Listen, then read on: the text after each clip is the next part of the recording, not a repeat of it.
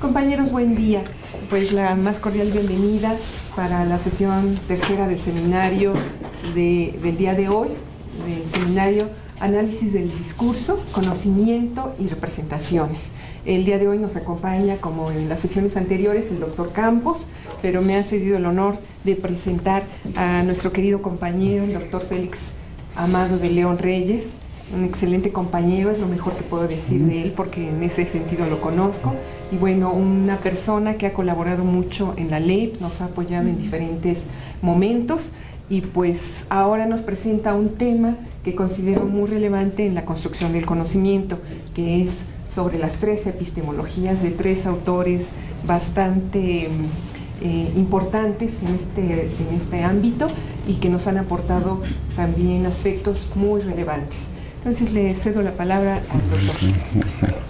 Pues buenos días, muchísimas gracias, qué bueno tener grandes amigos cuando hacen la presentación así, ¿verdad? Se siente uno muy motivado en estos casos.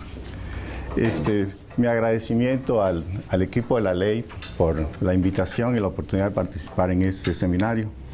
Al mismo tiempo mi agradecimiento a Miguel Ángel Campos Hernández por también la ocasión, la oportunidad para que podamos intercambiar algunas ideas en torno a este tema que él desde hace muchos años viene desarrollando, que yo lo he estado siguiendo y que me he estado incorporando poco a poco en estos ámbitos. Y también sobre todo a ustedes, por lo que yo voy a llamar como la prepapa, que es por su presencia, por su paciencia y la participación que voy a pedir que me apoyen en esta sesión y en este tema que voy a desarrollar, no como un experto, sino más bien como un aficionado, como una persona que le ha llamado la atención el asunto de la epistemología y poco a poco me he querido ir metiendo en ese ámbito. La sesión se va a basar sobre todo en la lectura de algunos de los documentos que les entregué en este folder y al mismo tiempo en diálogo, intercambio, discusión y 2 o 3 ejercicios vinculados con algunos de los documentos que les entregaré. Dado que los personajes que vamos a estudiar el día de hoy son, en este caso, Karl Popper, Michel Polanyi y Thomas S. Kuhn, son de origen judío. Hay una frase de otro autor judío, se llama Joel Steiner, pero él dice que un judío es un hombre que cuando lee un libro lo hace con un lápiz en la mano porque está seguro de que puede escribir otro mejor. Y dado el caso de Bob Dylan y de la aportación que tiene esa comunidad al campo de la cultura universal, me parece que esa expresión de Joel Steiner es muy pertinente para los 3 personajes que vamos a estudiar. Y vamos a hacer un cierre con lo que es prácticas cognitivas de la ley, recuperando un ejercicio que hace León Olivet en el caso de lo que son grupos epistemológicos en diferentes instancias institucionales. Esta es la cita que le manejaba de Steiner, de un hombre que cuando lee un libro lo hace con un lápiz en la mano porque está seguro que puede escribir otro mejor. Y reitero que en el caso de Miguel es más bien para uno reconstruir parte de lo que quiere asimilar y entender.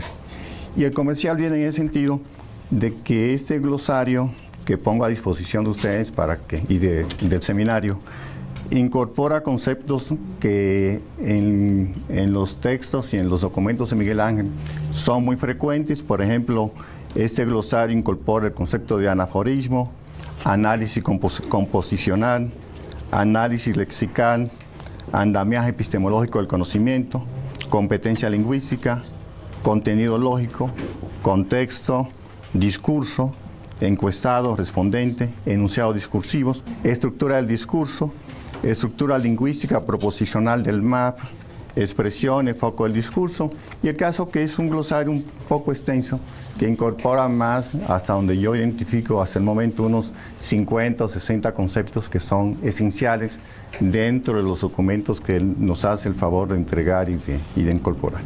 Y el discurso o el glosario generalmente lo he sacado a partir de este texto que él tiene, que se llama Construcción de Conocimiento y Enseñanza. Y como ejemplo, un botoncito, por ejemplo, el concepto de discurso, lo define es el uso articulado del lenguaje verbal en forma oral o escrita, desde un nivel mínimo y simple al mayor y complejo, en contextos interactivos, ya sean estos de carácter local, como lo es el diálogo interpersonal o social en general, de acuerdo con Steinbrück.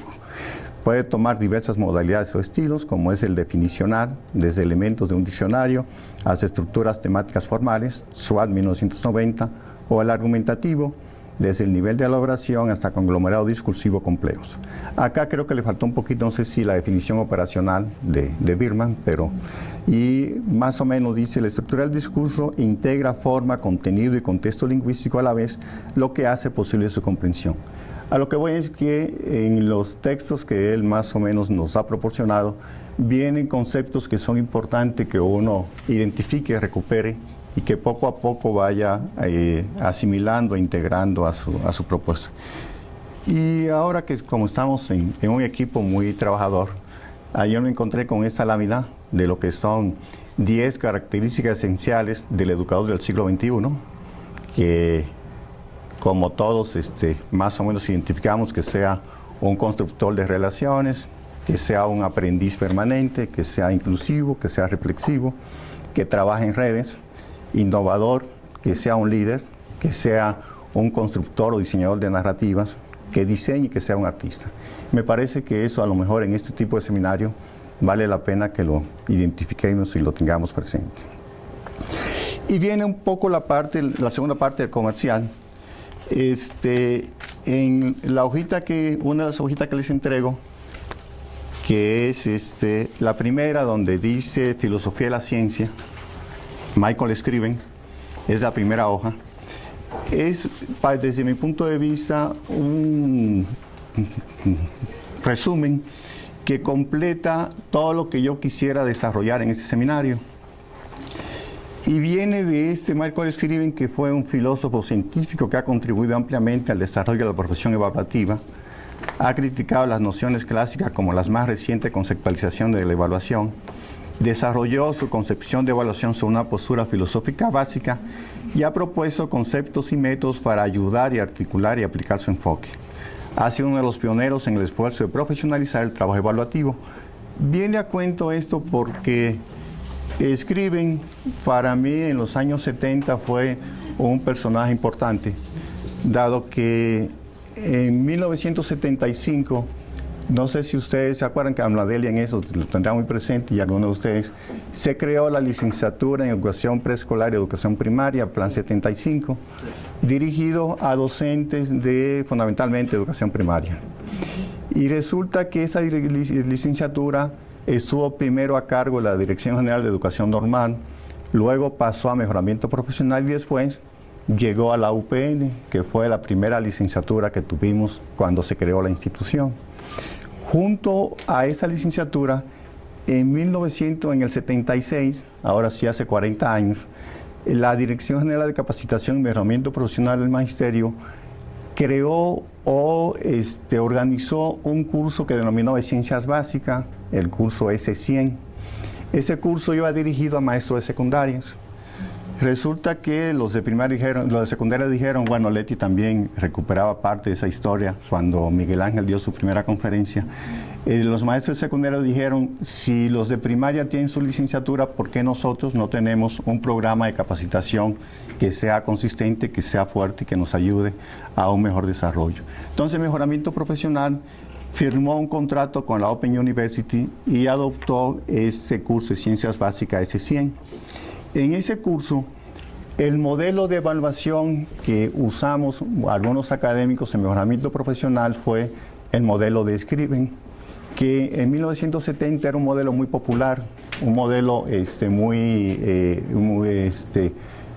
muy útil, muy accesible y sobre todo muy comprensible para muchos de la persona que trabajaba en el campo de la evaluación. Entonces, ese modelo va a permitir un poco aclarar, junto con la hojita que vamos a ver, lo que escriben en una otra forma desarrollaba cuando hablaba de epistemología y cuando hablaba de evaluación educativa.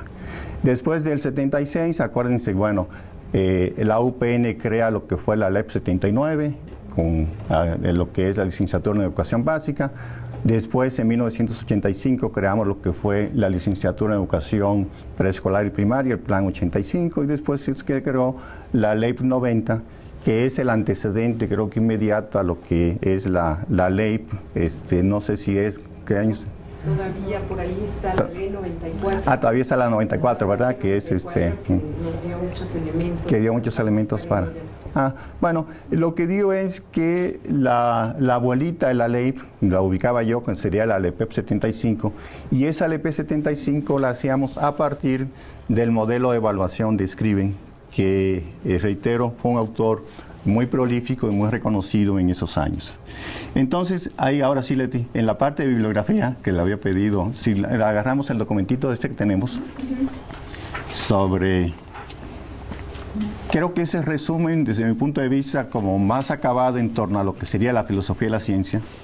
En términos generales, los filósofos de la ciencia contemporáneos pueden dividirse en positivistas que construyen la mayoría o analistas lingüísticos.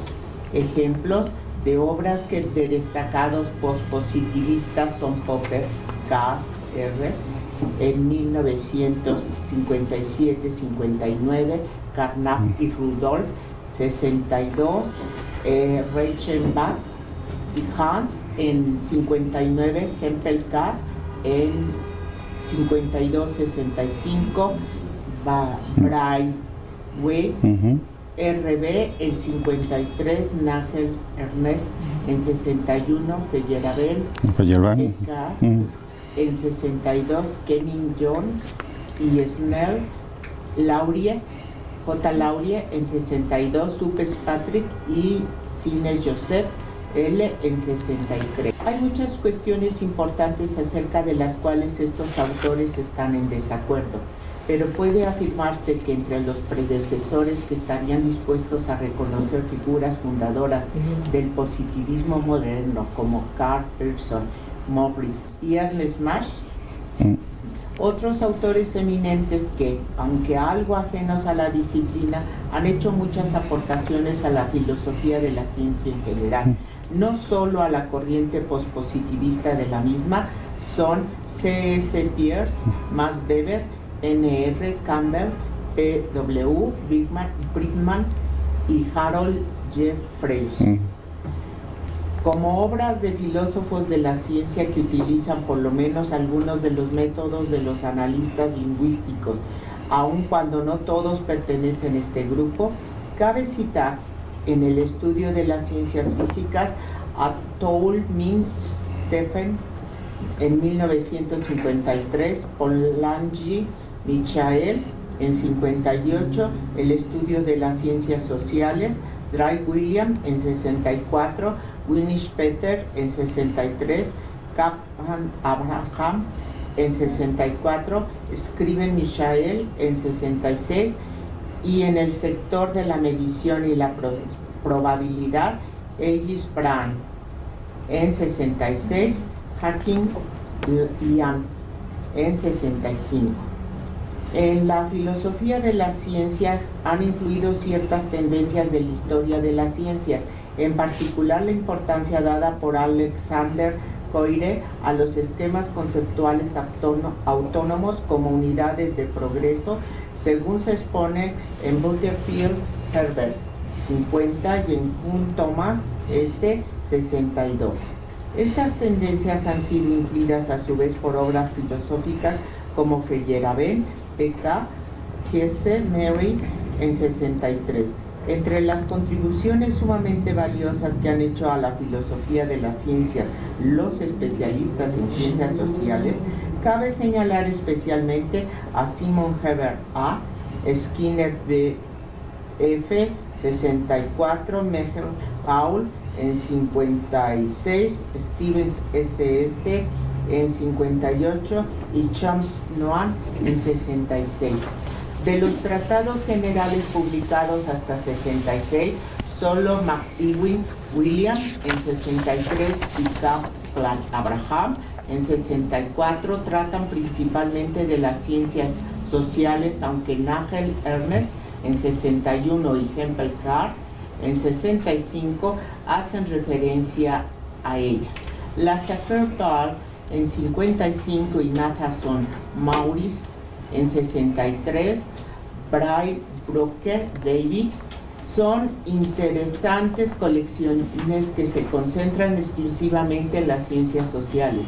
Como introducción a los problemas filosóficos de las ciencias sociales, Kaplan Abraham en 64 puede recomendarse tanto al especialista como al ego en la materia, si bien el planteamiento adoptado en esa obra difiere de lo expuesto en el presente artículo. Bueno, hasta ahí, muchísimas gracias. Ese documento aparece en un libro que publicó el CONACYT en 1982, se llama Ensayos Científicos, y casi todo lo que uno ha visto en los últimos años en materia de filosofía de la ciencia, de historia de la ciencia, sociología de la ciencia, aparece en ese texto. Las fuentes principales, quien quiera ampliar las ideas que me gustaría que quedaran claras y que se desarrollaran en esta sesión, proceden fundamentalmente de esas fuentes. En YouTube, por ahí, con esa liga, pueden ver unos videos que me parecen muy interesantes, se llaman Grandes Ideas de la Filosofía. Y en esas grandes ideas vienen sobre todo algunos temas vinculados con filosofía analítica y con epistemología, que vale la pena que se vea, que se reconozca. También hay un texto de Katz que me sirvió para recuperar algunas de las cositas que vamos a decir sobre epistemología e historia de la química. Es un argentino, un químico físico que se dedica al campo de la epistemología, como lo hizo Polanyi, como lo hizo Kuhn y como lo hizo Popper. En Olivet, León Olivet, reitero, tiene un texto de temas de ética y epistemología de la ciencia que vamos a recuperar al final con el ejercicio de las prácticas cognitivas que quiero que realicemos. Está este texto también de Pérez Tamayo sobre evolución científica, y hay un libro que yo lo recomiendo en los últimos años, que es el que he estado medio manejando, el que me llama la atención, de Peter Watson, que se llama Historia Intelectual del siglo XX. Creo que es un texto muy valioso, es un documento que por ahí también lo tengo y se lo puedo dejar a la coordinadora del seminario con la finalidad de que se socialice y que lo pudieran tener entre todos. Y el último comercial de eso va, la UPN tiene un MOOC que se llama Nueva Epistemología, no sé si ustedes lo conocen, lo están coordinando Luis Eduardo I y Mauricio Beixot. Es un buen MOOC, un buen curso abierto, gratuito y como dicen, y libre, y que se da, lo puede uno tener en esta dirección, que complementaría parte de lo que me gustaría, reitero, desarrollar en esta sesión. Bueno, esos son los comerciales. Vamos ahora a algo ya, los temas centrales. Es platicar sobre lo que es el falsacionismo popperiano y el proyecto epistemológico de la nueva filosofía de la ciencia, parándonos o deteniéndonos fundamentalmente en dos autores que son Michel Polanyi y Thomas S. Kuhn.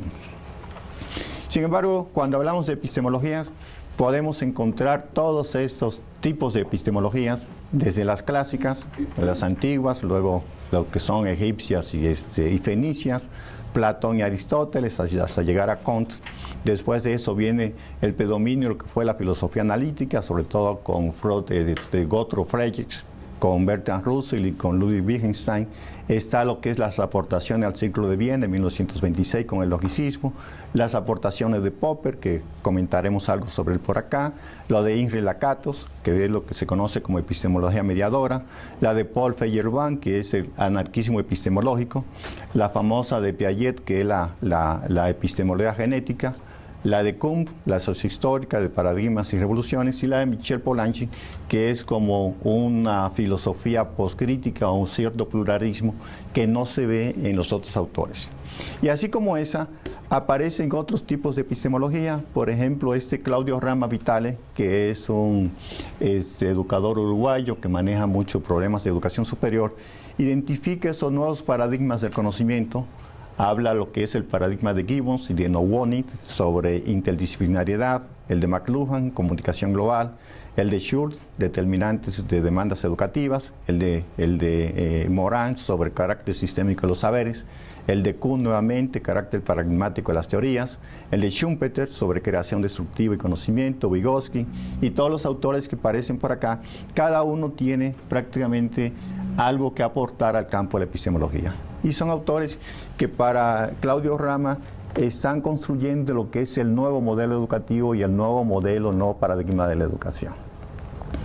Pero en líneas generales, cuando hablamos de epistemología, ya sabemos que tiene que ver con teoría del conocimiento, que la epistemología se le considera una metaciencia, es una rama de la filosofía. Sin embargo, es diferente a lo que nos conocemos como noceología y metodología de la investigación científica. Ahí hay una discusión entre los epistemólogos y los noceólogos, en el sentido de que los primeros dicen que el epistemólogo analiza lo que es el conocimiento científico, en cambio la noceología se dedica fundamentalmente a lo que es el conocimiento común o el conocimiento en sentido general. Sin embargo, la epistemología se ocupa de los métodos de hacer ciencia y de la forma de validar el conocimiento científico. Y esto, cuando hablamos de ciencia, siempre pensamos en un corpus de conocimiento empleado para comprender, explicar e interpretar el mundo. Háblese ya pensando en universo, en sociedad, naturaleza y ciencias sociales, que hay tipos de conocimiento general, común, pseudocientífico, conocimiento científico, a lo que ya había mencionado Miguel Ángel por acá, se define casi siempre como una creencia justificada, verdadera y cercana a la realidad. Sin embargo, no todo conocimiento es científico. La definición más aceptada de conocimiento científico es esa, que es una creencia justificada, que es verdadera y que se acerca en cierta forma a la realidad. En ese punto hay una gran discusión entre los epistemólogos. Bueno, ¿qué entendemos por verdad? ¿Qué entendemos por cercana a la realidad o acercamiento a la realidad? Y por eso Bunge habla de tres tipos de epistemologías. Habla de una epistemología útil. Dice que son las que aclaran ideas básicas, porque considera que la confusión es peor que el error. Considera epistemologías maléficas, como es la fenomenología de Husserl o la ontología de Heidegger, y habla de unas epistemologías anticientíficas, como sería el psicoanálisis y la metafísica, que algunos dirán, ¿por qué incorpora esas nociones? Sin embargo, Bunge quiere ser un poco polémico y habla de ahora, en el campo de la epistemología, tres grandes problemas sin resolver. Uno es el problema inverso, ahorita vamos a ver un ejemplo de eso. Otro es el problema de la inducción. Y el tercer problema es la teoría de la medición, que es en el campo de la epistemología, la teoría de la medición, cómo se entiende el concepto de medición, qué es lo que medimos, cómo hacemos la medición, qué hay detrás de cada medición que nosotros realizamos. Y otros problemas que aún los epistemólogos no se ponen de acuerdo tienen que ver con los límites de una disciplina. ¿Qué es una disciplina? La noción de qué es lo interdisciplinario, qué es lo multidisciplinario, cuáles son las disciplinas cruzadas. Es decir, cuáles son las disciplinas, dónde se juntan, cómo se intersectan y hasta dónde llegan con cada uno de estos. Todo esto viene de una tradición iniciada en 1900 por un matemático, se llama David Hilbert. Este amigo, en un congreso que hubo en Francia en ese año, planteó lo que eran 24 problemas que los matemáticos tenían que, 24 problemas que los matemáticos tenían que resolver en el siglo XX. Y parece ser que de los 24 problemas se han resuelto cerca de 12 o 13. Hay 8 que parece que estuvieron mal planteados y hay otros que no se ponen de acuerdo de si realmente son problemas, si son problemas falsos o qué ocurre con esta problemática. El caso es que en el campo de la epistemología, como en matemáticas, como en física y en todas las disciplinas, siempre hay temas, problemas que aún no se resuelven. Por ejemplo, dice Bunge que los problemas inversos son ubicuos, son difíciles e interesantes, tienen soluciones múltiples o son insolubles, y que hay que reconstruir un suceso pasado a partir de las huellas que ha dejado en el presente. Y el caso en esto es el famoso, la teoría del Big Bang. ¿Qué es lo que están haciendo hoy los físicos? Parece ser que a partir de la expansión del universo ellos quieren explicar el origen del universo. Es decir, ¿qué ocurrió en el momento cero, como diría Carl Sagan, cuando ni el tiempo ni el espacio existían? ¿Cómo se dio ese fenómeno? Otro problema inverso dice que los filósofos hayan ignorado para Bunge las peculiaridades de los problemas inversos. Plantea este otro problema inverso: adivinar los motivos de este descuido descomunal por parte de los filósofos. Es decir, ¿por qué los filósofos no se han ocupado de los problemas inversos? Y dice Bunge que, por ejemplo, matemático Hilbert, que era el matemático más destacado en 1900, solamente 3 de los 24 problemas que él planteó se pueden considerar inversos. Y ¿cómo lo define? ¿Cómo lo interpreta? Bueno, en esa dirección aparece ese planteamiento, esa propuesta o esa conferencia que dio Mario Bunge hace un par de años en Argentina sobre ese tema. La solución, dice, todo problema directo involucra análisis o razonamiento progresivo de premisas a conclusiones, de causas a efectos, pero la resolución inversa involucra síntesis o razonamiento regresivo, sea de conclusiones a premisas o de efectos a causa. Y bueno, yo pongo esta pequeña gráfica. El problema inverso en este caso, según puede ser el siguiente: es muy fácil identificar lo que es la cabeza de un problema determinado a partir de lo que son los factores que inciden en el mismo, de lo que son las causas que determinan ese hecho. Sin embargo, para Bunge, el problema principal es cómo a partir de la consolidación de las monarquías nacionales nosotros pudiéramos explicar lo que es la organización de ejércitos nacionales, es decir, cómo a partir de lo que es la causa pudiéramos ir hacia los efectos. Y dice que ese problema aún es insoluble en casi todo el campo de las ciencias duras, tanto en las matemáticas, en la física, en la química, como en las ciencias sociales. Por ahí, bueno, son los, este diagrama, bueno, que es muy conocido.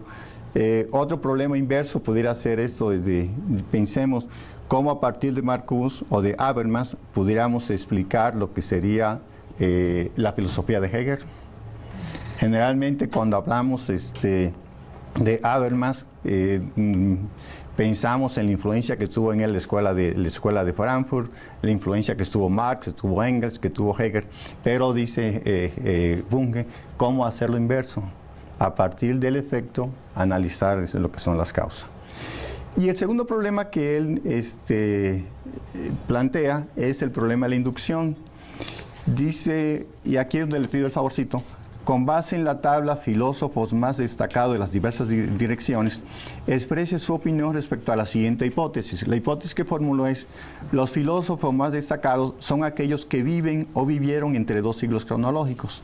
Si ustedes se van a la hojita que dice filósofo más destacado de las diversas direcciones, les pediría de favor ahí que lo localicen, donde habla de neorrealistas ingleses, neopositivistas, materialistas dialécticos, neohegelianos, idealistas franceses, la escuela de Marburgo, la escuela de Baden, el bergsonismo, el pragmatismo, el historicismo, la filosofía alemana de la vida, y por eso, fíjense cuándo nacieron estos personajes y cuándo fallecieron. Donde no aparece la fecha de muerte porque en 1964 todavía estaban vivos. Y la hipótesis es, ¿será cierta esa hipótesis? Lo que dice, bueno, Bunge, el problema de la inducción es que a partir de casos particulares no podemos sacar conclusiones generales. Pero así como se cuestiona el método inductivo, también se cuestiona mucho el hipotético deductivo, que es supuestamente la base del método científico, que es el método por antonomasia, por excelencia de todos los científicos. Él dice, ni uno ni otro permiten formular leyes generales. Y esos son problemas que existen hoy en el campo de la epistemología y en el campo de todas las ciencias. Ahora, ¿qué implicación tiene una hipótesis como la que se está formulando?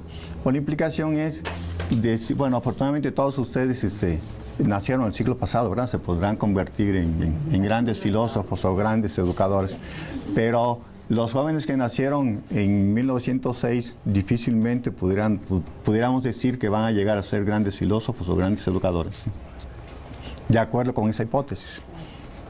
lo que quiere decir que a lo mejor la hipótesis no tiene mucho sentido, no tiene razón de ser, o está mal formulado o está mal planteado. Pero algunos de ellos, sobre todo en México, 1906, que se crean esta luz de las normales, pues sí, dejaron una huella muy importante en el país. Y ahora que hablas de 1906, bueno, estos personajes del cual vamos a hablar, tanto Popper como Polanyi a mí me recuerdan a un personaje muy admirado y muy querido por todos nosotros, que es don Alfonso Reyes. Resulta que tanto Popper como Polanyi vivieron lo que fue los grandes conflictos bélicos que se dieron en el siglo XX, en lo que Habermas hablaba como el siglo breve, el siglo corto, que empezó en 1914 y terminó en 1989. Con el caso de don Alfonso Reyes, acuérdense que él vivió la parte de la Revolución Mexicana, que fue cuando falleció su padre, Bernardo Reyes, en el asalto a la que es a la Ciudadela. Y a partir de ahí dice, oye, esto está difícil para mí, me voy a Europa, se va en 1914 a París, y cuando llega a París lo primero que se encuentra es los tambores bélicos anunciando el conflicto de la Primera Guerra Mundial. Luego de ahí dice, se pasa unos años en París, decide pasarse a España. En España luego resulta que le toca la Primera Guerra Civil Española, y salgo de la Primera Guerra Civil Española y se va nuevamente a Europa, regresa, primero viene a Brasil, luego se va a algunos países de América Latina, Argentina, regresa a Europa y le toca la Segunda Guerra Mundial. Y ya casi al final de su vida viene el periodo de la Guerra Fría. Y el caso es que a don Alfonso Reyes siempre le estuvieron persiguiendo los grandes conflictos bélicos. Y hago la analogía con Popper y Polanyi, que también los dos fueron como esos personajes donde quiera que iban, había un conflicto bélico que los afectaba y que los impactaba. Y por ejemplo, tanto a Popper como a Polanyi se vieron muy impactados por lo que fue la Revolución Rusa y sobre todo lo que sería fundamentalmente el periodo del estalinismo, donde Stalin con mano dura pasó al parecer a asesinar y a masacrar a muchas grandes poblaciones de soviéticos, de ciudadanos que no compartían su visión del mundo y no compartían su ideología. Entonces, estos personajes, parte de lo que ellos plantean se ve muy afectado por las condiciones sociopolíticas que les tocó vivir, por los conflictos bélicos que se dieron en ese siglo breve, que fue un siglo, como todos sabemos, sumamente difícil, sumamente complejo. Bueno, y ahora sí entramos a lo que serían los autores en sí, de Karl Popper, que nació en 1902, murió en 1994, y en una de las hojitas que les entrego es la que se llama Tres Mundos de Conocimiento.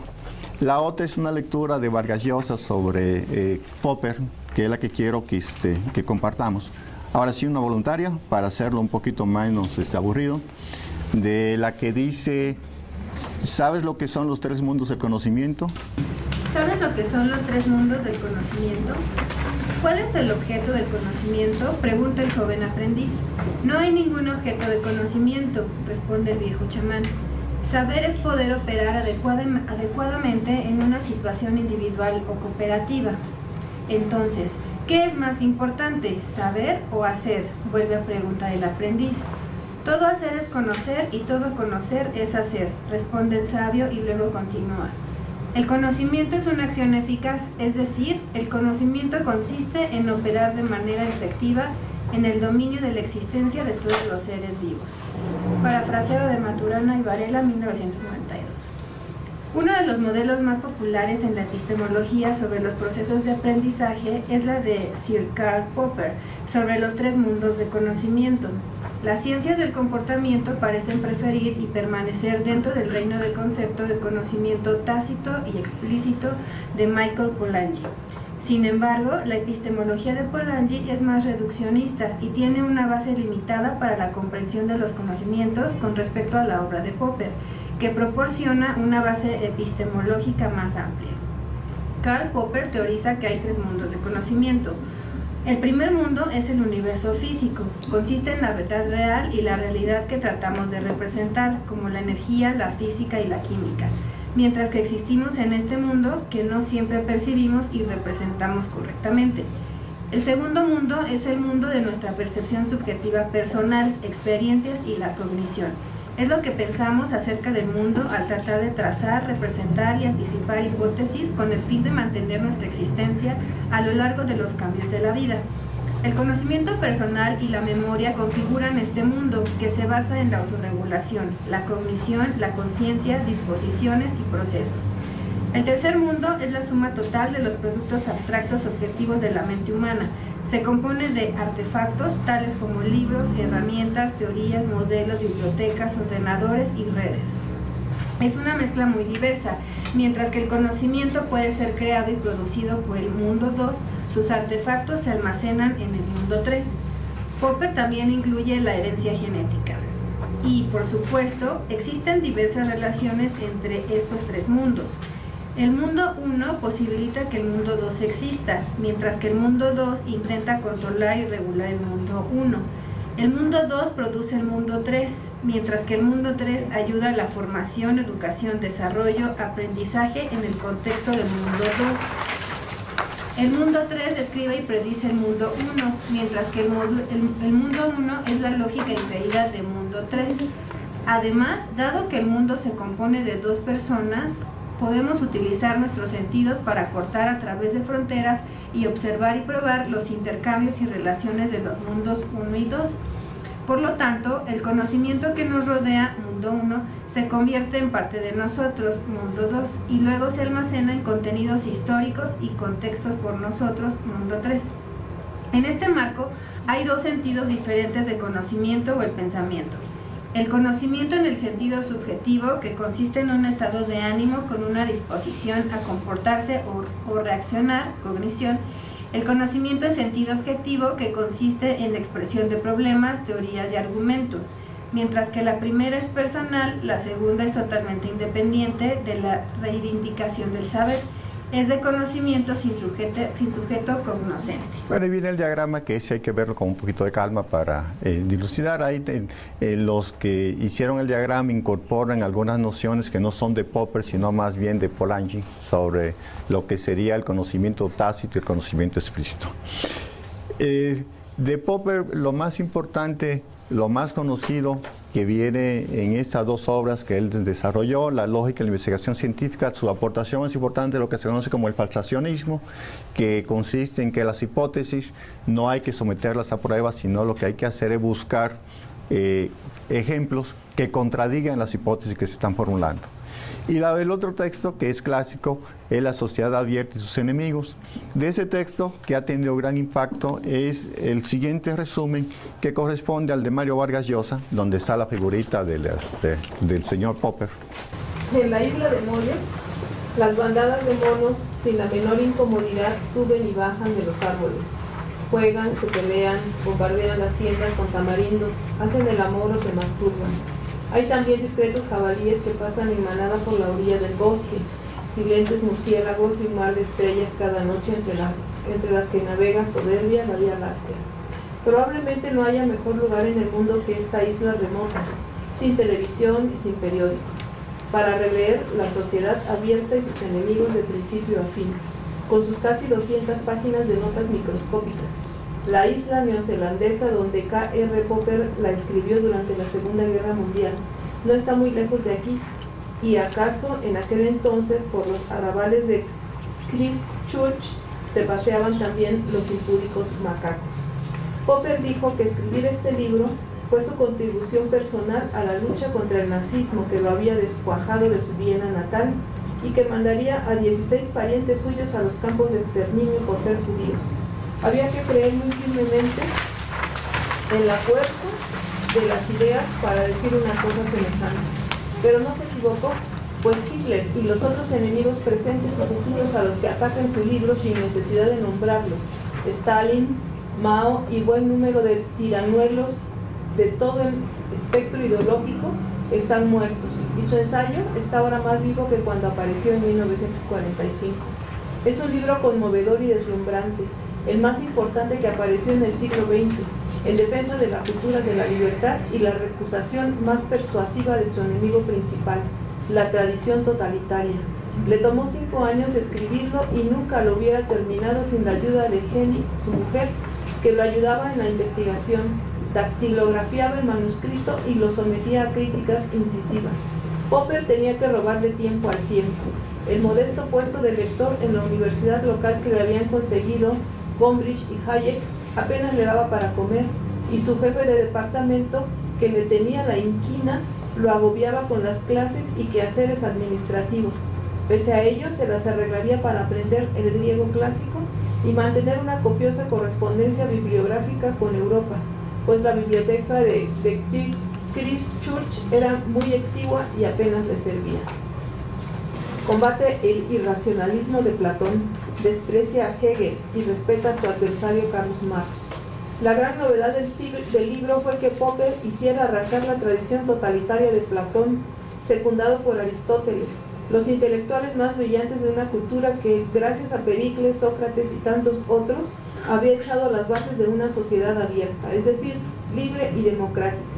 Yo había olvidado, leí por primera vez este libro hace más de 20 años, la ferocidad con que Popper combate el colectivismo, el racismo, el autoritarismo y el irracionalismo de Platón, y el desprecio con que trata a Hegel, a quien llama verboso, oscurantista, oportunista y farsante, como había hecho antes que él Schopenhauer, y el respeto lindante con la admiración que le merece su adversario Carlos Marx, pese a que desmenuza con tanta eficacia sus teorías de una historia fatídica en la que la lucha de clases y las relaciones de producción determinan la evolución de las sociedades.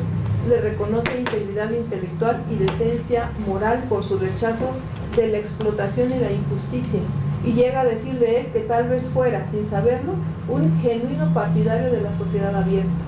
No menos duro se muestra con su compatriota Ludwig Wittgenstein y el historiador A.J. Toynbee, cuyo voluminoso A Study of Story le parece también un modelo de historicismo, una construcción artificiosa y determinista de una historia programada en la que los seres humanos no serían protagonistas sino títeres.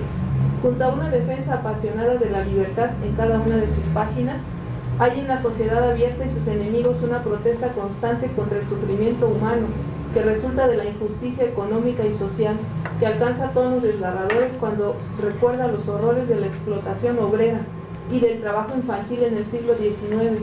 Niños de 8 o 10 años que trabajaban 15 horas diarias en las fábricas de la revolución industrial, es decir, durante aquel capitalismo sin frenos en que se basó Marx para estudiar el capital. Nunca hemos tenido tantas oportunidades para combatir al hambre, la injusticia o la enfermedad.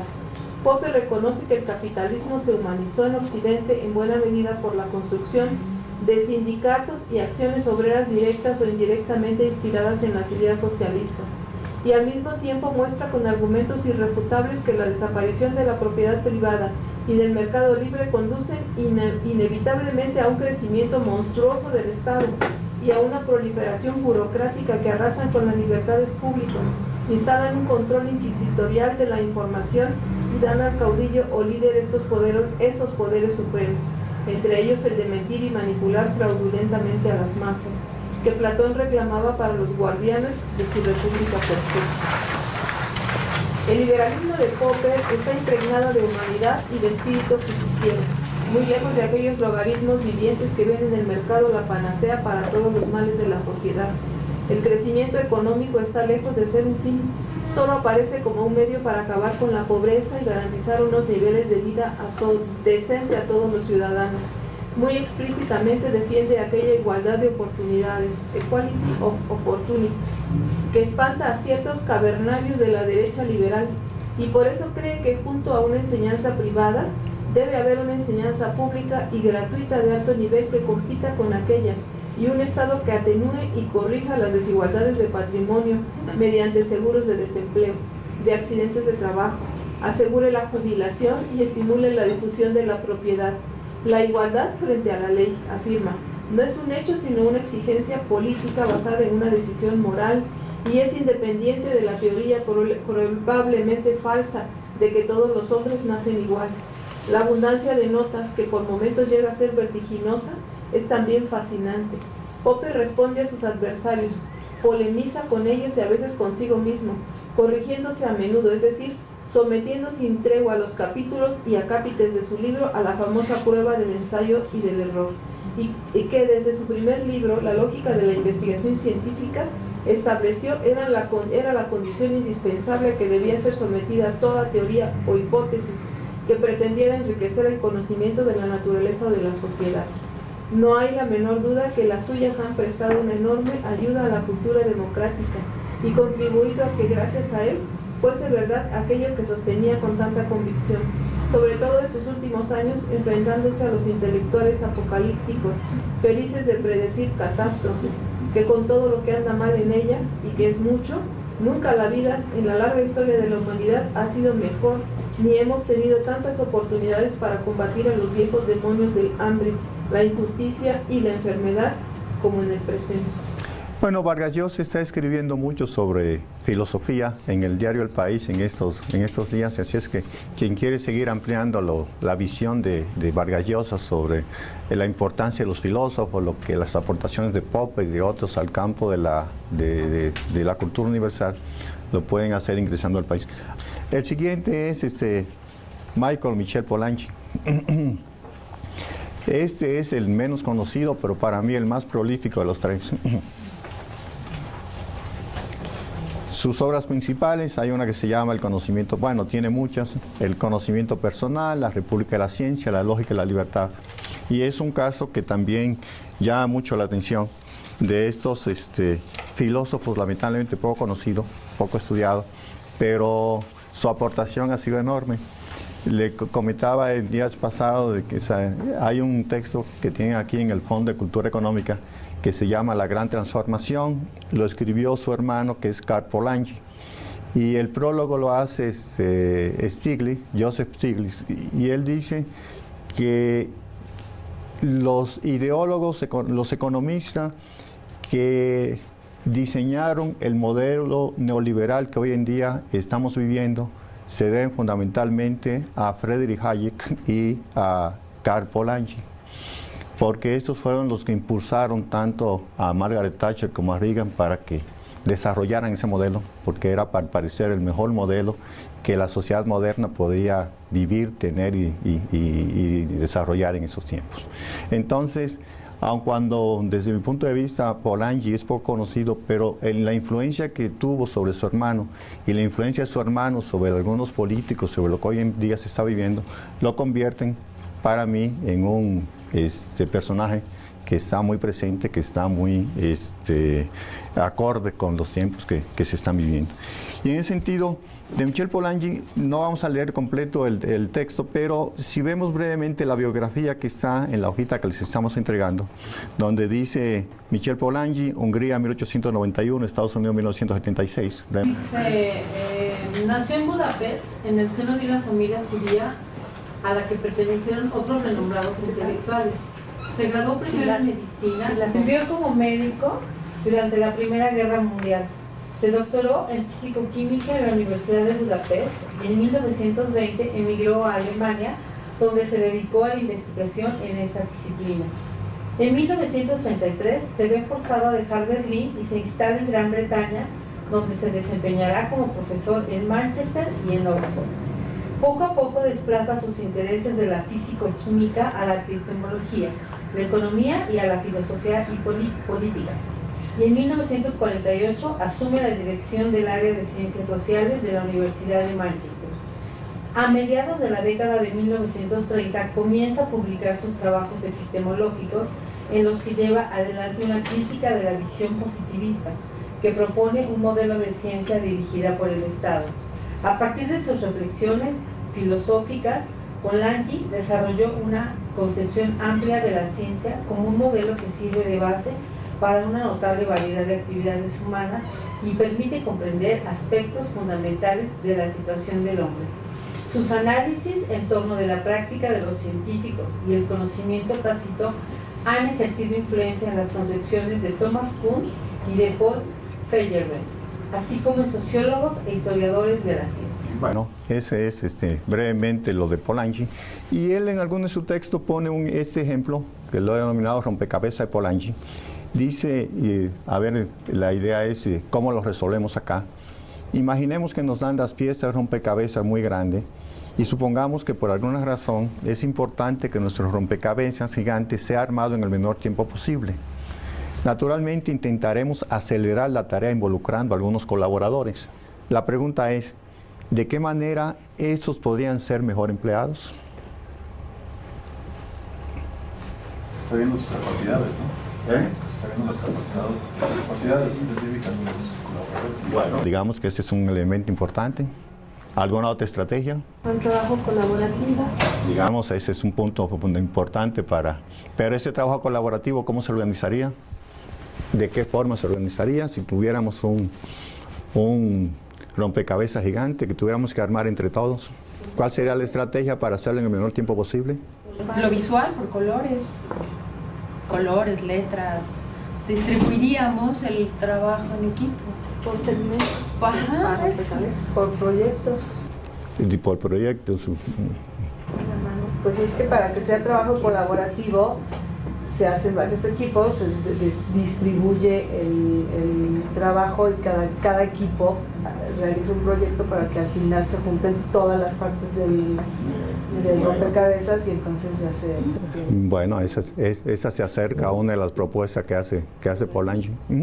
Destacando lo que nos dice en el texto, es precisamente el trabajo colectivo, organizado colectivamente, destacando como que los mejores elementos de cada persona para las diferentes tareas. Bueno, esa parte sería, en el texto de la República de la Ciencia es parte de la estrategia que él sugiere, pero ¿cómo lograr eso en el menor tiempo posible? ¿Cómo aprovechar de la mejor forma posible las capacidades y las destrezas de cada uno de los integrantes de ese grupo, de ese equipo? Hay que planear la estrategia, ¿no? Y cómo imagínense que Miguel Ángel fuera el organizador de todos nosotros para armar ese rompecabezas. ¿Cuál sería la vía más rápida y más efectiva para que él lograra? Un liderazgo, ejercer un liderazgo. Que cada uno tendría que decir cuáles son sus destrezas. Hay personas que no tenemos cualidades, digamos, para manejar cuestiones con las manos, cuestiones muy finas. Hay quien podría decir, yo soy más visual, yo soy más dinámico. O sea, yo creo que primero cada quien tiene que decir para qué es bueno. Para que, bueno... O sea, ¿cuáles son tus cualidades, no? Que a lo mejor sí, Imelda, perdón. Bueno, primero, en mi caso, tendría que saber a dónde queremos llegar. Armar el rompecabezas que tiene 5,000 piezas y que queremos hacerlo en 10 minutos. Partiendo de ahí, entonces ya podríamos, de acuerdo a nuestras capacidades y habilidades, hacerlo más pronto posible. Unos deberían de indagar, otros investigar, etcétera, para poder llegar a la formación del rompecabezas. A ver si... Suponiendo que tienes la caja donde está el rompecabezas armado, un ejercicio de observación primera. A todo el equipo, observan lo que se va a construir y a lo mejor ahí cada uno dice, bueno, me guío por los colores, me guío por las letras, me voy por las esquinas, no sé, me parece que tendría que ser eso, que todo el equipo conociera lo que se va a armar, como primer paso. Bueno, esa es una vía con la que él sugiere. Fechas posibles para ir viendo avances y formas de resolver, entregar productos de estos avances, bueno, pero con tiempos definidos para ir, en la medida de lo posible, cerrando la posibilidad de reducir los límites de entrega. Los límites de entrega, sí, María Alonso. Que en el texto que nos pasaste dice que la autocoordinación de todos los participantes será guiada por una mano invisible, o sea que según todos autocoordinarse, pues de alguna manera podrán realizar la tarea, porque esa mano invisible que será la que oriente, aunque me parece un poco, diríamos, medio como la lógica del mercado, ¿no? Según esto, el mercado se autorregula y toda la sociedad está bien organizada, pero pues vemos que eso no es tan factible.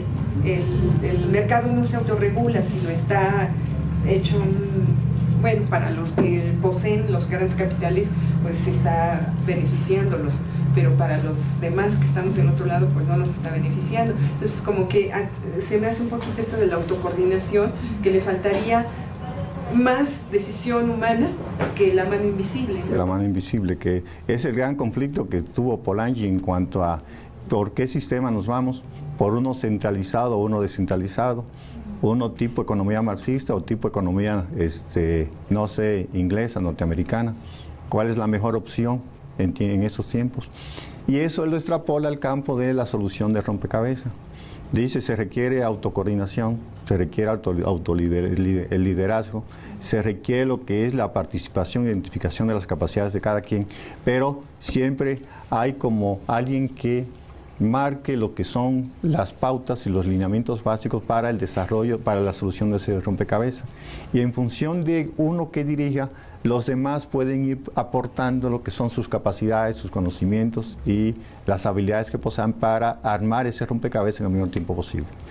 En su propuesta, como hay algo de ingenuidad, hay algo de ilusión en torno a cómo procede el mercado, cómo se puede organizar, digamos, una república de la ciencia, cómo se organizan los sistemas económicos y sociales, pero parece que dentro de esa ingenuidad, él lo que buscaba era sobre todo la libertad de todas las personas que colaboraban o que se incorporan a un proyecto científico, a un proyecto social. Por eso en el texto de la lógica de la libertad él dice, para mí eso es lo esencial en el desarrollo de todas las sociedades. Lo que buscamos no es que cada quien haga lo que desee, pero al mismo tiempo que respete lo que hagan los demás.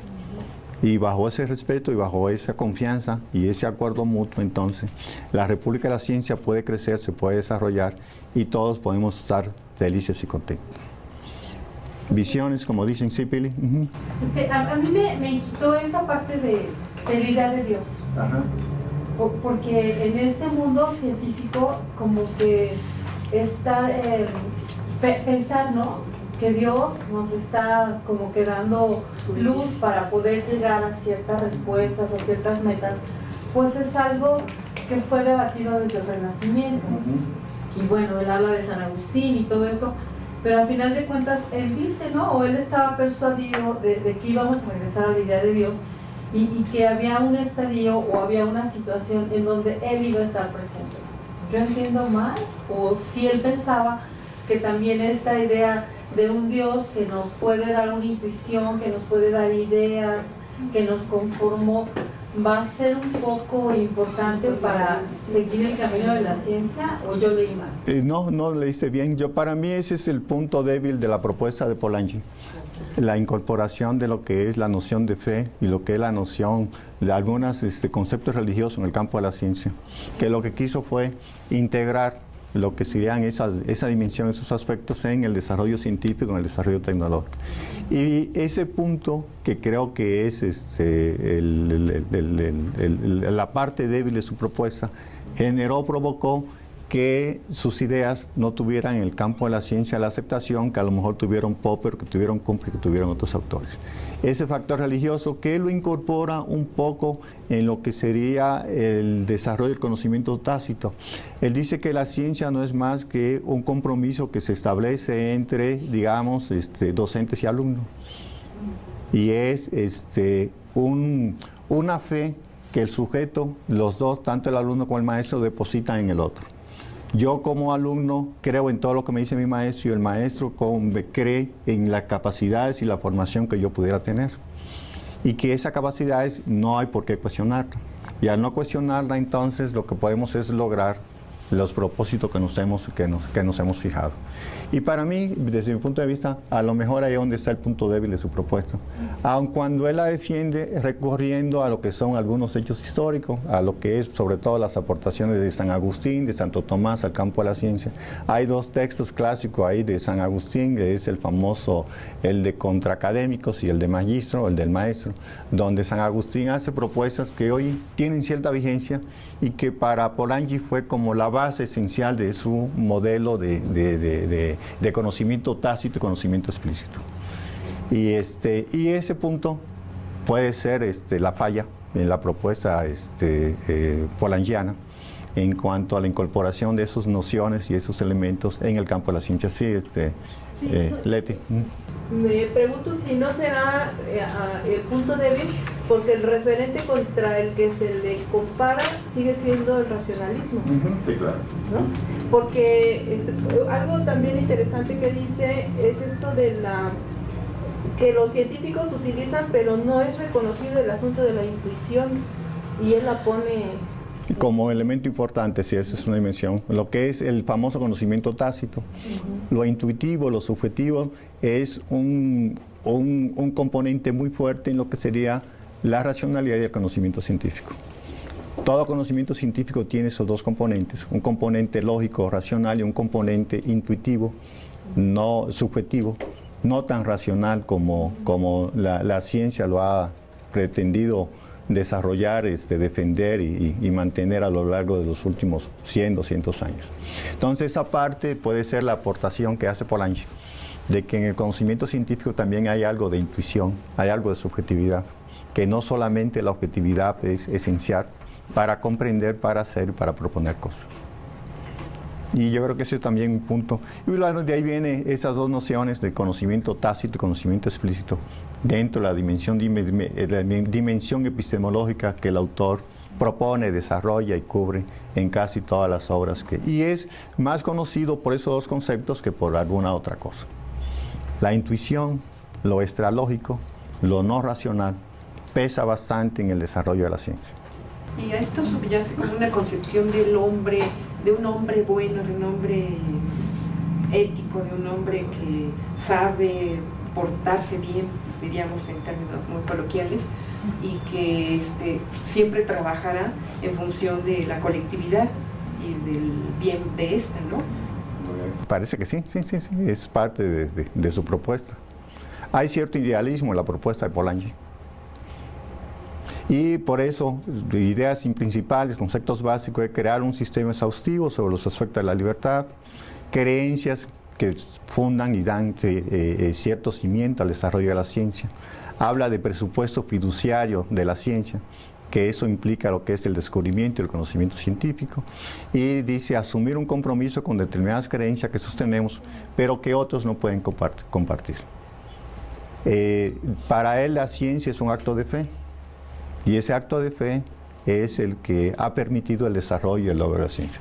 A mí siempre me llamó la atención un ejemplo en los años 70, en la Universidad de Chicago a un estudiante le dieron el premio como el mejor estudiante de física, porque él se le metió la idea de determinar cómo Newton sacó la constante universal, la de 9.8, que sigue sobre metro sobre tiempo al cuadrado. Y él entonces dice cómo Newton llegó a esa conclusión, esa constante universal, y entonces siguió todos los pasos que supuestamente Newton desarrolló en su cálculo integral, su cálculo diferencial, y encontró con que Newton se brincó varios pasos y fijó arbitrariamente la constante a 9.8. Y él dice que todos los científicos siempre dieron como un hecho de que Newton había hecho bien ese cálculo y había hecho esa operación.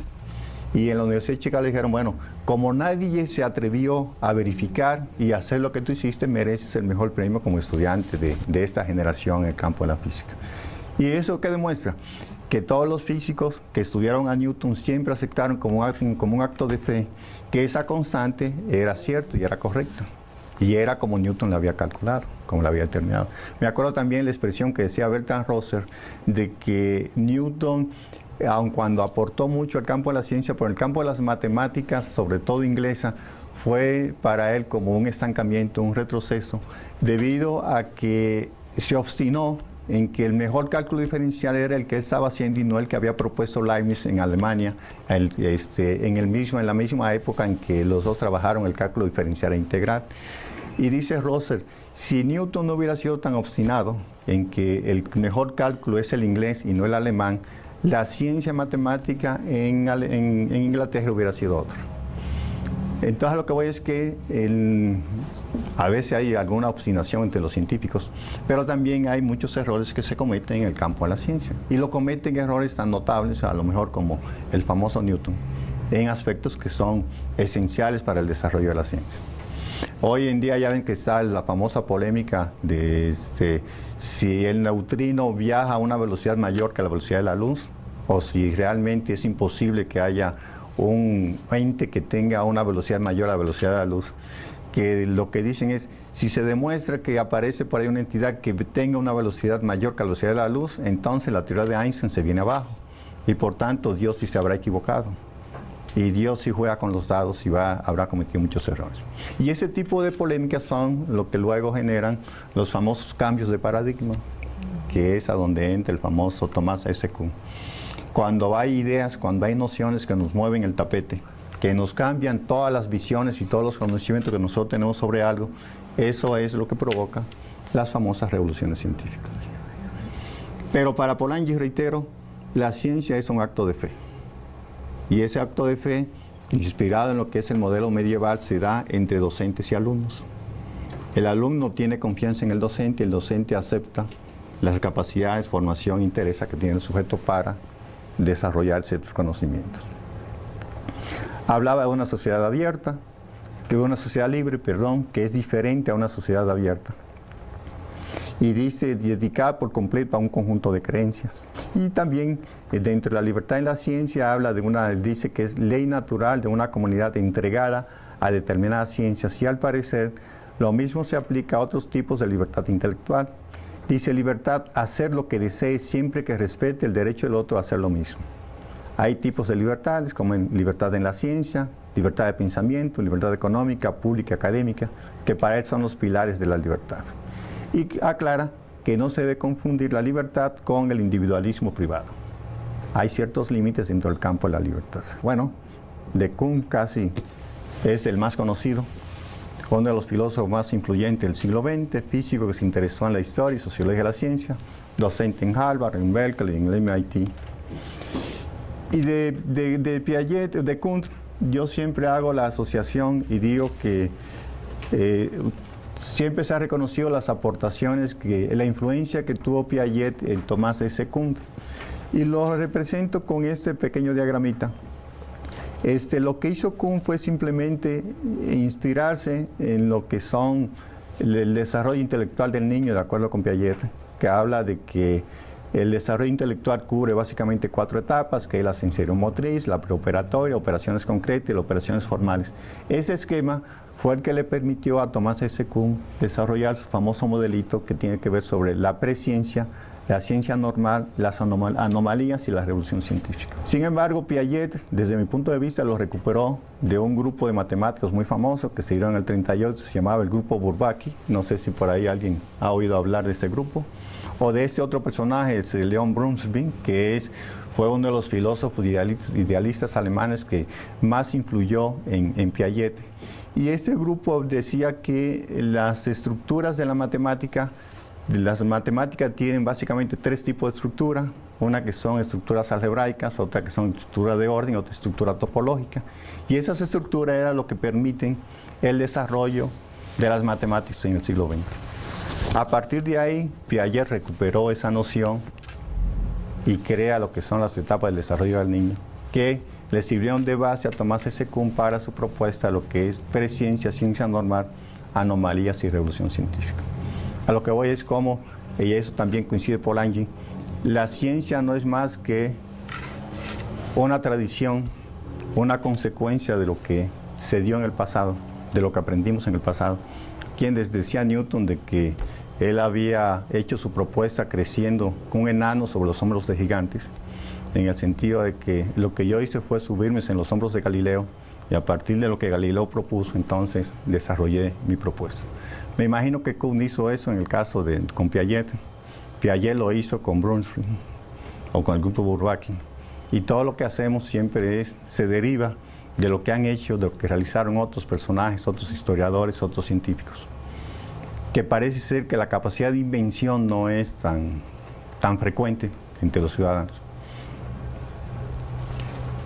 Que hay mucho, como decían, más de trabajo, de dedicación y de esfuerzo que de inspiración en todos los campos de la ciencia. Y bueno, por ahí en Kuhn, por el problema del tiempo, son esenciales 2 conceptos, lo que es el externalismo y el internalismo. ¿Qué hizo Kuhn? Rápidamente, a partir de una propuesta que hizo Robert K. Merton, decía que la ciencia no podía entenderse si primero no nos metemos en lo que es la mentalidad de cada uno de los científicos, que es la parte del internalismo, y segundo, ver que en qué condiciones cada uno de los científicos desarrollaron su propuesta, es decir, cuáles eran las condiciones sociopolíticas, económicas y sociales que se daban para el desarrollo de esa ciencia. Y eso es lo que él denominó como externalismo e internalismo. Y ahí fue donde incorporó un poco la importancia de lo que sería la sociología y la filosofía de la ciencia para las revoluciones y el desarrollo científico. Y esas ideas, bueno, vienen desarrolladas más adelante. Acá vienen etapas de la ciencia en Kuhn. Hablo de preciencia, ciencia inicial, ciencia normal, anomalías. Y a partir de esos indicadores, en preciencia, ¿cuál es el problema de la formulación? ¿Cuál es el papel del investigador y de la comunidad? ¿Cuáles son los principales conceptos y cómo se llega a la solución del mismo? De acuerdo con Kuhn, en la preciencia, la formulación del problema es un tanto difusa. Los investigadores andan todos aislados, cada quien trabajando por su cuenta. Los conceptos no tienen mucha estructura y la solución se ve en la preciencia, la solución a los problemas se ve un poco lejana. Se ve un poco, no es visible, no es tan fácil de acercar. En la ciencia inicial hay lo que sería como un acercamiento a la formulación del problema. Hay mayores contactos entre los científicos, hay conceptos que ya son incipientes, que más o menos se empiezan a estructurar, que son identificables, y la solución está más o menos visible. En la ciencia normal, entonces, para Kuhn hay como cierto logro, hay un mayor intercambio entre los científicos, los conceptos ya tienen una mayor estructura y la solución es un tanto parcial. Y luego pasamos a la etapa de las anomalías, donde viene un dilema, una dificultad, donde hay cierta ruptura entre los investigadores, cada quien se va por su lado y dice, bueno, lo que habíamos hecho parece que ya no funciona. Hay cierta desintegración en los conceptos esenciales y la solución se cuestiona. Y es un poco lo que Kuhn desarrolla, lo que propone y lo que el mérito que se le tiene en el campo de la filosofía, en el campo de la historia de la ciencia. Y a partir de aquí, casi el mismo esquema de cómo está el asunto en la preciencia, en la ciencia inicial, en la ciencia normal, en las crisis y en la revolución científica, tomando estos indicadores, lo que son la formulación, el papel de los estudiosos, el papel de los métodos, el papel de los instrumentos y la solución visible al problema planteado. Semejanzas y diferencias en cada uno de los autores en el concepto de ciencia, en el concepto de conocimiento científico, en lo que son conceptos básicos, en la influencia, en la filosofía subyacente en cada uno de ellos, en las obras básicas y la formación básica de sus personajes. Y por ahí decía, bueno, si nos vamos a la última columna, para Kuhn las ciencias son enigmas sin resolver, son problemas que no se han resuelto. El conocimiento científico lo considera como la posibilidad de resolver estos problemas que nos enfrentamos. Los conceptos básicos en Kuhn son la noción de paradigma, la noción de estructura y revolución científica. Su influencia, reitero, se deben a Piaget, a Polanyi, a Alexander Koyré, que tiene unos estudios denominados estudios galileanos, que son clásicos en el caso de la ciencia, y a Robert Merton, que también con su propuesta, lo que es lo externo y lo interno en el campo de la ciencia fueron esenciales.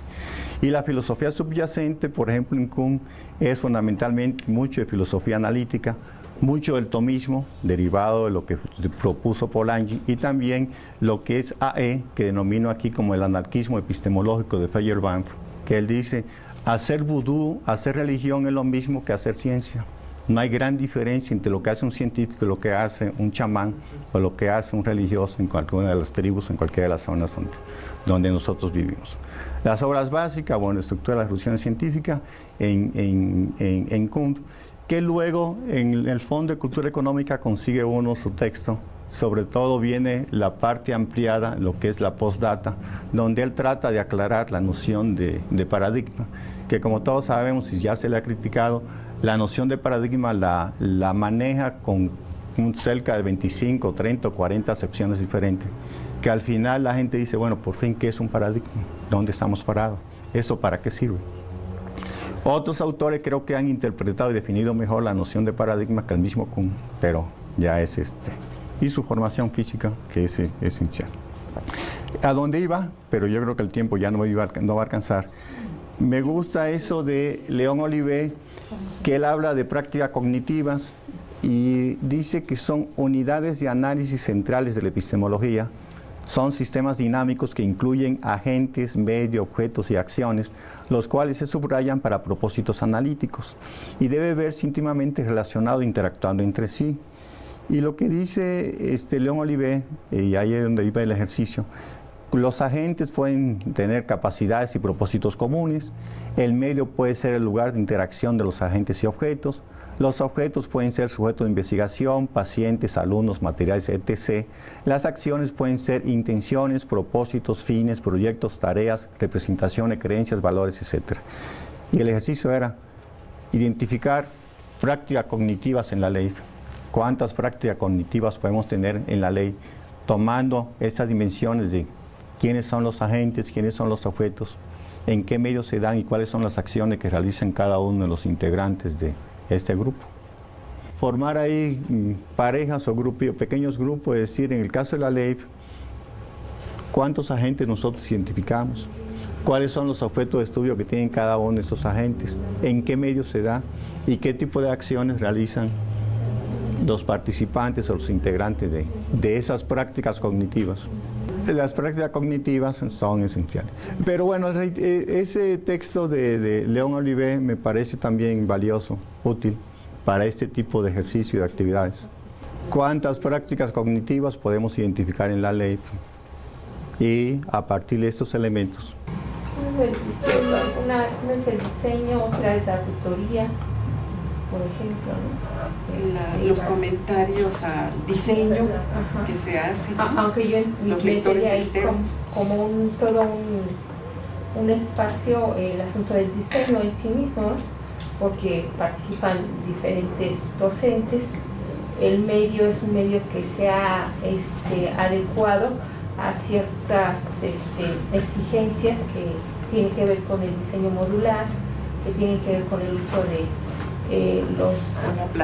la plataforma, que tiene que ver con los propósitos establecidos en el plan de estudios. Entonces eso hace un ambiente muy específico para el diseño, ¿no? Y las acciones que se van llevando a cabo pues es desde ubicar, de reconocer las características del diseño modular y pensar en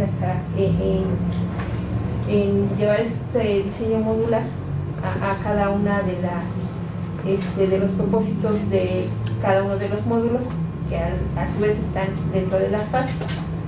Pero al diseñar esto, las acciones que se toman, por ejemplo, cuando hicimos la segunda fase del plan de estudios, fue poner en común entre todos los participantes los rasgos esenciales del diseño modular en una primera reunión, y a partir de eso los equipos empezaron a identificar cuáles eran los propósitos de su propio módulo para revisar de qué manera se iban a trabajar tanto los contenidos como el objeto de reflexión, el problema eje,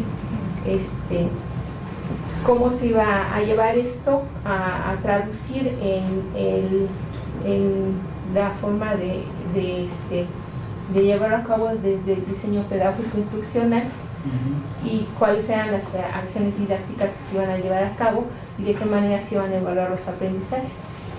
O sea, así en rasgos muy generales, ahí hubo todo un proceso de prácticas cognitivas colegiadas, porque éramos módulo 5, 6, 7, 8, 9 y 10. Éramos 6 equipos de diseño diferentes y todos confluimos en los talleres que se realizaron. Fueron 3 talleres que se realizaron en la UNAM, donde nos acompañó Teresa. Y aunque cada quien trabajamos un momento, módulos diferentes, había todo este proceso. Que pudieran ser ejemplos de prácticas cognitivas para el caso de la ley. ¿Otros ejemplos? El proceso de formación de los tutores, ¿no? Que hemos venido desarrollando primero con el seminario interinstitucional, con las unidades que lo llevaban a cabo, luego el seminario que tenemos actualmente mensual, que ya más presencial, Y bueno, este seminario en donde también estamos compartiendo el espacio con otros compañeros, son prácticas cognitivas que nos van conformando como, yo espero, como mejores seres humanos, como sujetos dueños de nuestra propia acción, reflexión y acción, y para hacer un mejor trabajo de tutoría. Talleres para llevar a cabo los procesos de virtuales. Sí, yo solicitaría ver la diapositiva anterior porque me quedan un poco de dudas con los objetos, que pueden ser sujetos de investigación, pacientes, alumnos, materiales, etc. Entonces, por ejemplo, cuando nosotros diseñamos, ¿cuáles son ahí los objetos? Estamos diseñando. Y cuando estamos haciendo, porque otro ejercicio que hacemos mucho en la licenciatura es el seguimiento de la tutoría con los tutores. Entonces hacemos 3 reuniones, una de inicio, una a la mitad y otra de cierre. Y ahí los objetos, bueno, a diferencia de cuando diseñamos, que para mí es propiamente el currículum, lo que estamos trabajando cuando hacemos los diseños de los módulos, cuando estamos trabajando el seguimiento con los tutores, los objetos ahí son los procesos que llevan a cabo los tutores, de la manera como ellos van apropiándose del sentido del modelo curricular y la manera en que lo van llevando a cabo y lo van operando. Las experiencias que en ese momento se dan son distintas para cada uno de los módulos. O sea, por ejemplo, iniciamos módulo 7, hacemos una reunión de encuadre entre los diseñadores y los tutores, una reunión media en donde los tutores empiezan a decir: es que se me complica el foro, las propuestas que hicieron de los ejercicios no son adecuadas, es mucho material, los chicos no están leyendo. Todas estas cosas en cada una de las reuniones genera prácticas cognitivas colectivas, y para nosotros era muy importante sistematizar esas experiencias. Por eso, bueno, al menos en el módulo 4 y en el módulo 7 lo que fuimos haciendo fue tomando nota de cada una de las propuestas de los tutores, y al final lo que se hizo fue pedirles un documento en donde ellos escribían sus observaciones y sus propuestas. Si, por ejemplo, en el caso mío, que he participado con Leti en esa sistematización del trabajo en el módulo 4, y luego he participado con otros compañeros en el módulo 7, hay importantes diferencias en cuanto a las temáticas. Algunos maestros, en el caso del módulo 4, hablan mucho de la necesidad de generar identidad y de los procesos que pueden llevar a cabo los chicos a partir de eso, y si los materiales o las propuestas de los ejercicios que se hicieron eran adecuadas. Y en el módulo 7 se habla mucho de otro tipo de procesos. Entonces, la temática también interviene, no solamente el proceso que se lleva a cabo, sino el tema que se está manejando. Es mucho más técnico en el módulo 7, que es de organización, de gestión educativa y ambientes de aprendizaje. Y de este lado, la lógica está centrada en otros procesos. Sí, yo creo que es como esto que estás provocando ahorita, y estoy de acuerdo con el doctor Campos, sería como para un semestre, ¿no? Porque yo creo que si nos vamos más a profundidad, lo que pones ahí son como, los podemos identificar, esos elementos en las prácticas cognitivas que hacemos. Pero a mí lo que me parece que podría llevarse a profundidad es en esas prácticas, por ejemplo, desde qué lógica actúan los agentes. O sea, por ejemplo, en el caso de la ley vemos que cada uno en la tutoría pues a veces obedece, o sus acciones obedecen a diferentes lógicas. Lógicas de construcción, de cómo ellos piensan que el estudiante construye conocimiento y cómo son sus propias construcciones. Entonces yo creo que eso sería un análisis muy interesante porque podríamos poner sobre la mesa los diferentes módulos y veríamos que obviamente están construidos, aunque hay una plataforma común que es el diseño modular, que es la experiencia que está ahí presente, que es la interdisciplina. De todas maneras, ya en el diseño de los módulos se ven las diferentes lógicas, que el sello que imprime cada equipo de diseñadores, y a mí me parece que ese análisis sería muy provechoso para, bueno, no se trata de unificar, pero sí por lo menos nosotros estar en pleno conocimiento de hacia dónde apuntan cada uno de estos módulos, ¿no? O sea, a lo mejor cuando hablamos de agentes y María Jesús dice, bueno, están los tutores, están los estudiantes, están los diseñadores, pero bueno, ellos tienen características muy específicas y entonces no, a lo mejor mi idea de lo que es un estudiante no es la misma que la que maneja María de Jesús o Imelda o cualquiera de nosotros. Entonces esos digamos, esos pormenores son los que tendríamos que sacar a la luz, pienso. Sí, María. Sí, estoy de acuerdo en esto de que no habría que unificar, porque no sería la palabra correcta, pero a mí me parece que si nos juntamos todos a hacer de verdad un trabajo colegiado y nos basamos en lo que es el método científico, entonces sí podremos, desde lo que sabemos, lograr estas prácticas no nada más hacia nosotros cognitivas, sino que los estudiantes que tenemos que no vemos, lograr que ellos puedan hacerlas, porque yo me he dado cuenta en los diferentes módulos en los que ya he estado, que sí les cuesta mucho trabajo esta parte de hacer una reflexión, por ejemplo, o de explicarme qué entendieron en algo que leyeron. Entonces, la lectura es una práctica cognitiva. Claro. Entonces, si partimos desde que no entienden lo que están leyendo en el primer módulo y llegan al módulo 8 y me dicen, es que no entiendo lo que estoy leyendo, quiere decir que algo no estamos haciendo. Y no la palabra, como dijo ahorita Leti, es de unificar, no quiere decir que todos hagamos lo mismo, pero sí deberíamos de tener ciertos ejercicios, ciertas prácticas cognitivas en los módulos para que los estudiantes pudieran desarrollar esta habilidad de poder entender lo que van a leer y que puedan escribir una reflexión de lo que van a leer sin necesidad de querer copiar lo que están leyendo para que la maestra, o sea, ellos creen que yo espero que sean muy inteligentes y no es eso, sino yo espero que logren entender lo que están leyendo, porque luego preguntan, ¿es que así lo quieres? No es como yo lo quiero, es como tú lo estás entendiendo y la manera en cómo me lo vas a explicar a partir de lo que tú sabes. Entonces, creo que ahí hay como un bache que tenemos con los estudiantes, porque esa práctica cognitiva de entender lo que es la lectura, de lo que están leyendo, no lo pueden luego explicar hacia los demás. María Jesús y luego...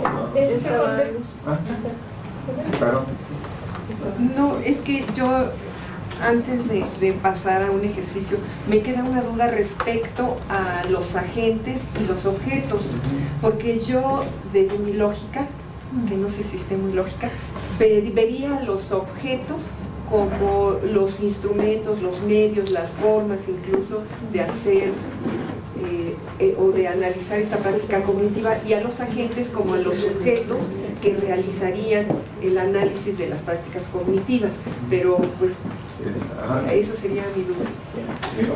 En el OVNI casi, obvio se sabe alguna opción.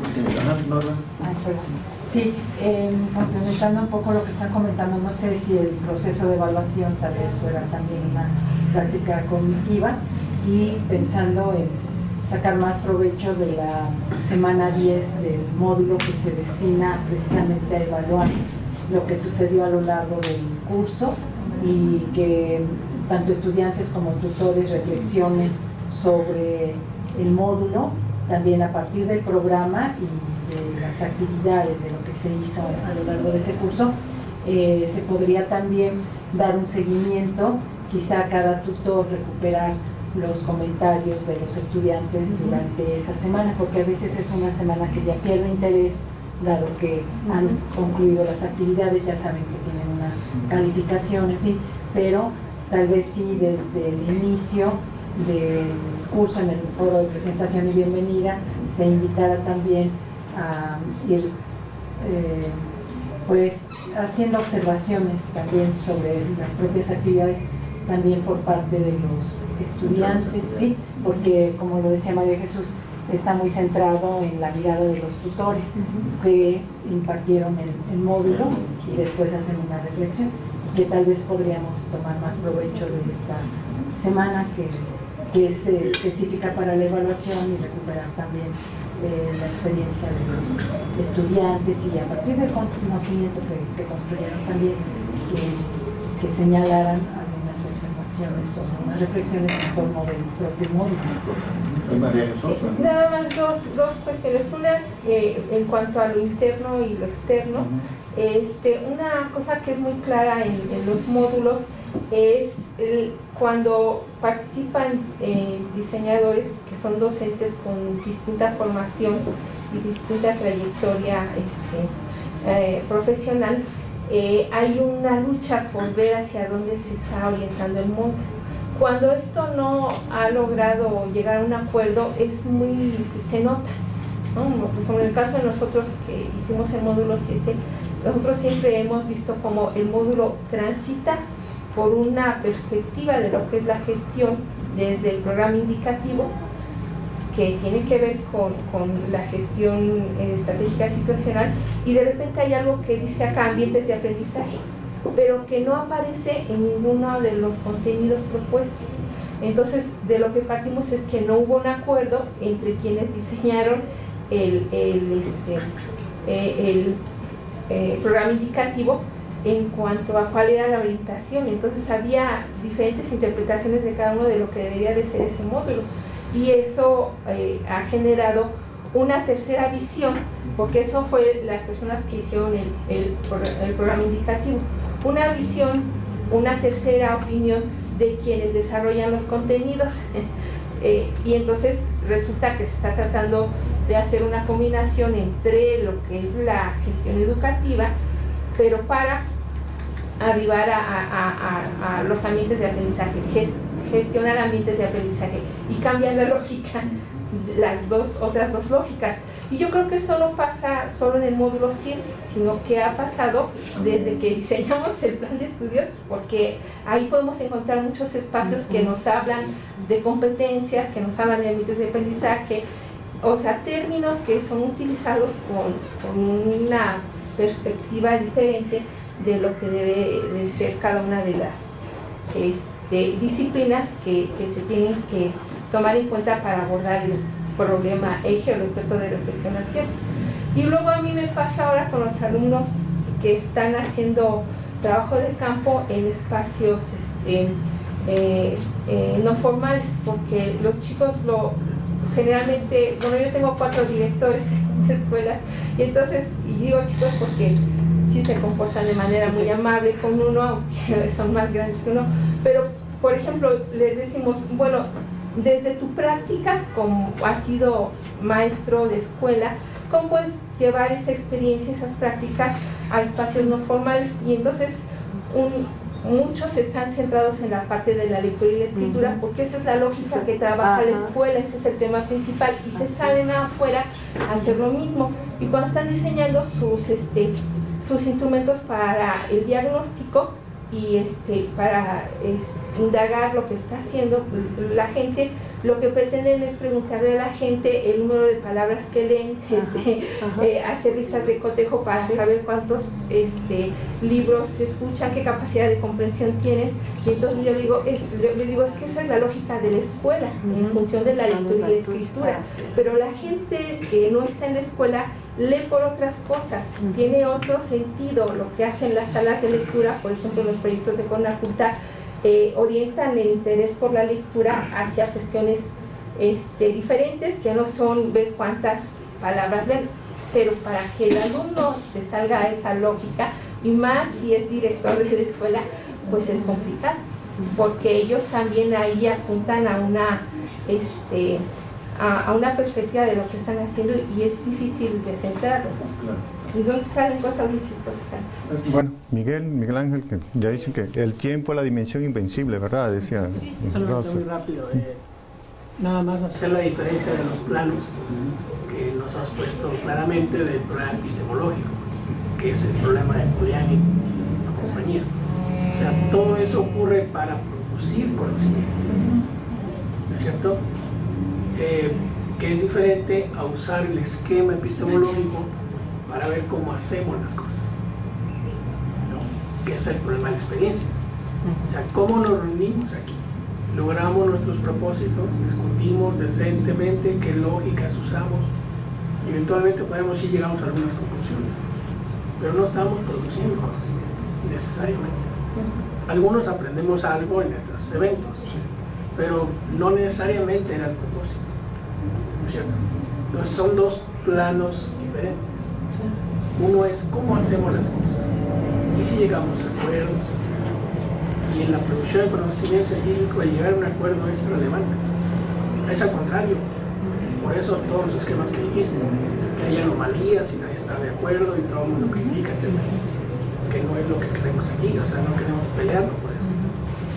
Estos son dos planos diferentes. O sea, hay que tener claro que el esquema nos puede servir como un instrumento metodológico, que es justo lo que está haciendo él, para poder reflexionar sobre nuestras acciones, que tengan mayor estructuración y sentido. Pero el esquema, que lo planteó él claramente, se hizo en el plano de producir conocimientos, no el de llegar a acuerdos para cumplir propósitos, que es otro asunto. Por ahí, por eso está el problema de la unificación, porque el propósito de trabajar juntos es que haya algo unificable, pero eso no quiere decir que sea, como decía alguna cosa, efectivamente, es otro plano. O sea, podríamos llegar a acuerdos sin saber nada, para decirlo de una manera muy llana, lo cual puede estar bueno, pero no lo sé. Pero en el otro no se puede llegar a conocimiento si no se sabe nada, que es otro plano de trabajo, ¿no? Pero bueno, eso pues para Pues jóvenes, lo dejamos acá porque Rita fue muy puntual, ¿verdad? Desde las 10. No, pero siempre la presión, sobre todo por el espacio de receso y las cositas para no colgarnos mejor. Muchísimas gracias, jóvenes. Disculpen, como dicen. Gracias.